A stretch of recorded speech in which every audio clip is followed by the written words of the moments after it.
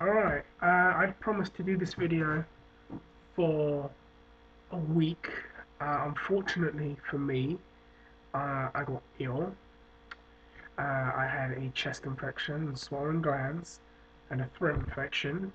And then I thought that the best remedy for something like this would be several bottles of Jack Daniels, several Sambuca shots, several shots of tequila, some Budweiser, some Coronas, some champagne, and vodka, because I went out on the Saturday, which was a really unwise move to do, and I ended up feeling even worse. So it took that long and this long to actually finally get this video up. So we're going to talk about one of the most notable things in the Strikeforce heavyweight tournament. The first brackets have started. One thing that kind of hit me right away was, man, I wonder what about Andrei Arlovsky getting knocked out like that again. Being down and just out for that long was a bit worrying right there. But that was overshadowed with the Fedor Emelianenko and Antonio Bigfoot Silva fight. Now, there was many things about that fight got people talking. First of all, I think when they announced the fight last year in December, some people felt, oh, Fedor was going to fight Antonio Silva. You know, why? Kind of thing. He should fight the Doom in a rematch. This is just like a tune-up fight for Fedor. And that was some of the lingo that was used, by the way, to describe this fight.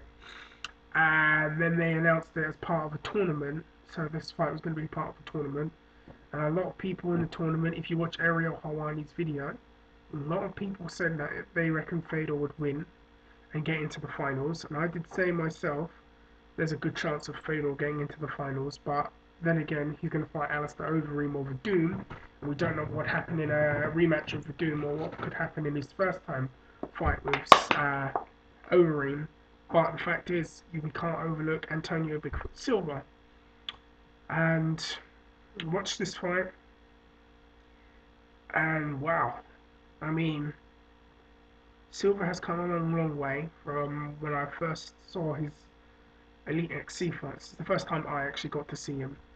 Uh, he's come a long way. He fights someone of Fedor Emelianenko's name and caliber, and actually put quite a beating on him, and did a lot of damage to him. And Fedor was trying to fight back too. Fedor was trying to fight back too, but I definitely felt that one of the problems that he's going to face now is that there are big heavyweights, not, I don't want to sound disrespectful, but big, not out of shape heavyweights, big, stacked, athletic heavyweights who are learning the game of MMA and learning how to use and incorporate their size with it. And I reckon that these kinds of fighters are going to be the problems for Fedor Emelianenko now. You've got someone like Alistair Overeem, Brock Lesnar, Bigfoot Silva would be another one. You've got Cain Velasquez, who isn't necessarily monstrous because he's like 240, but still, you've got these big guys that are coming in, and they're going to really become problems for Fedor. And I mean, I don't know. There's been a lot of reactions from fans, from fighters, from management themselves, because after the fight, he looked visibly dejected, and he would be after a loss. And he even said, well, maybe this is the end of the road. And then it seemed like Coker and Vadim Finkelstein were, no, no, no, it's just emotions running high, it's just emotions running high. This isn't going to happen.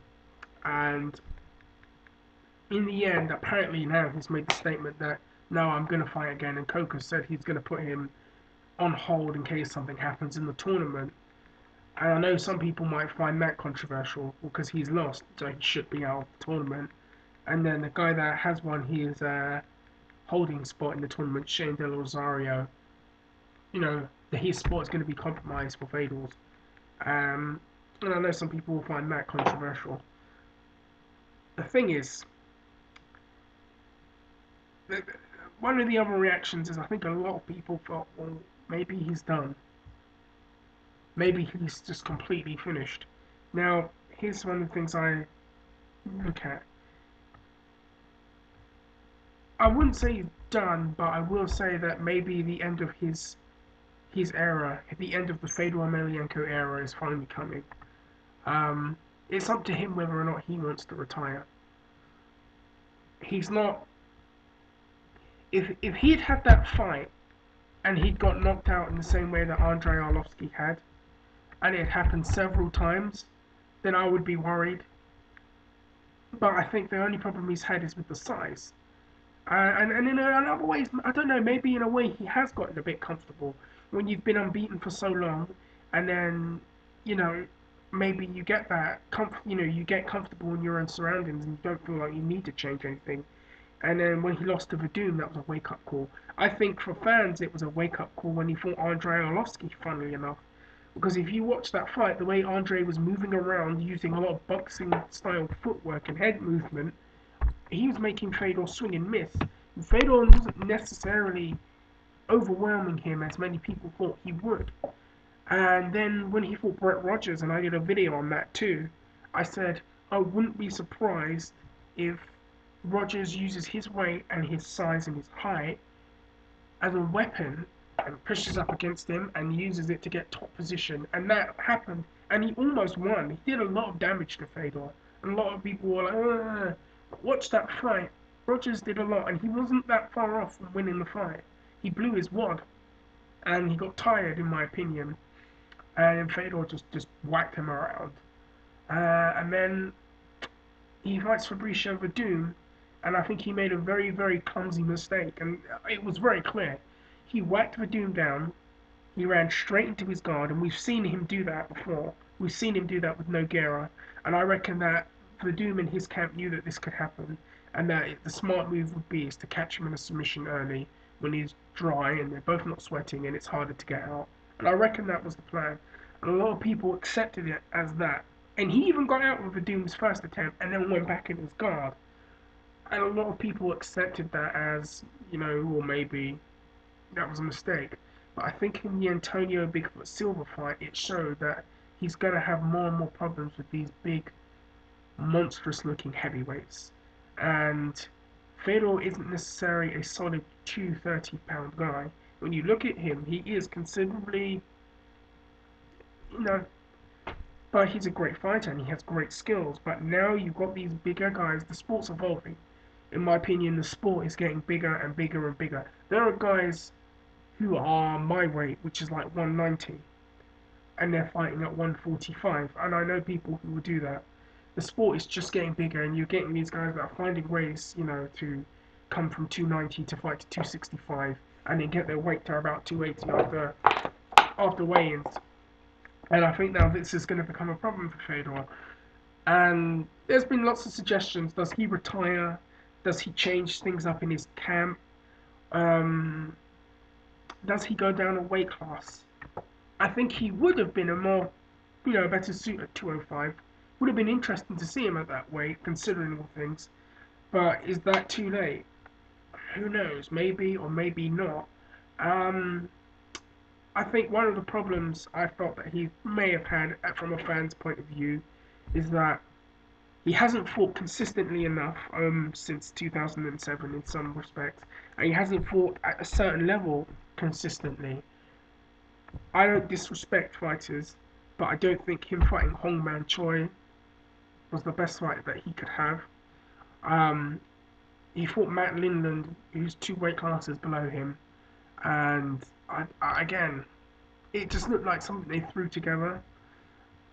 Then there's guys out there like Josh Barnett who got suspended for steroids and still denies it.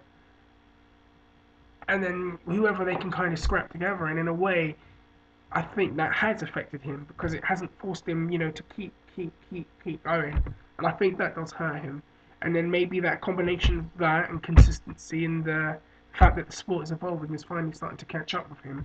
I don't think he's washed up and done and all of that. I think he's one of the greatest MMA fighters of all time. One of the reactions I did pick up on was Dana White's, and that was I don't know if he needed to be carrying on like that. I understand that a promoter has to protect his brand and his fighters and his intellectual property, but for him to kind of rewrite history like that, and I found him to be quite disrespectful. That that was, I don't know if he needed to be doing that. Kicking someone when they're down, and as it goes, as the saying goes, what goes around comes around, and the roles will get reversed. So Dana should be kind of careful now with the way he's been talking. Um, yeah, so I don't know. I wonder what's going to happen there. What do the fans out there think? Should Fedor go down a weight class? Should he retire? Should he stay at heavyweight? Are there things internally in his camp that he needs to change? It could be any one of those things. So I'd love to hear from any of you lot and what you have to say about that. Um, Speaking of other things, MMA did see Anderson Silva and Vitor Belfort, and I mean, what can you say about Anderson that hasn't been said already? Guy is just amazing. He stands there and does a front kick and just wipes out Vitor like that.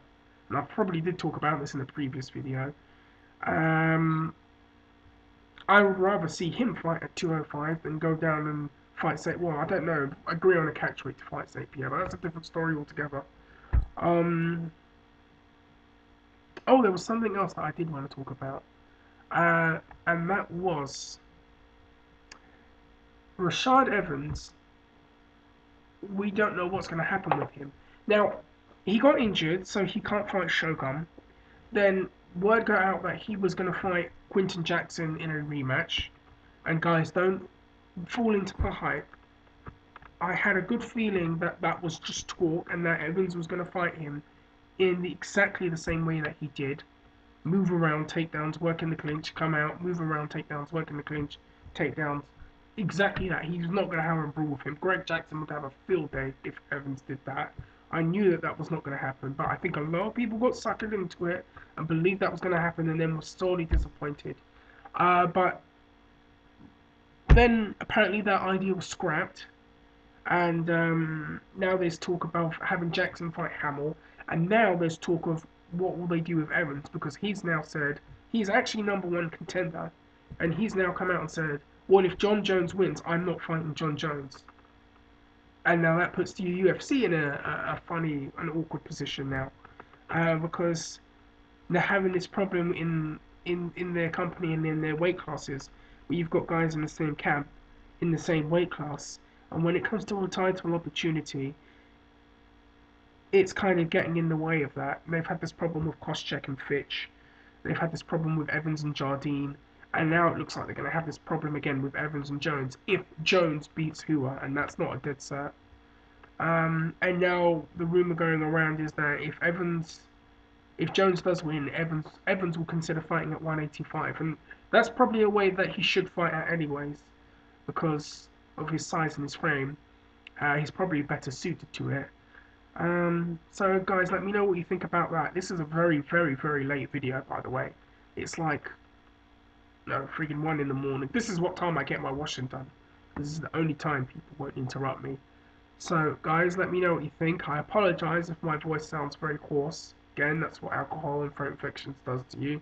And, yeah, let me know what you think. I've got another video planned, and you'll be surprised, because I'm going to be talking about boxing. So, if you want to see that, be ready. I'll probably have it up either tonight or tomorrow morning. So, take care.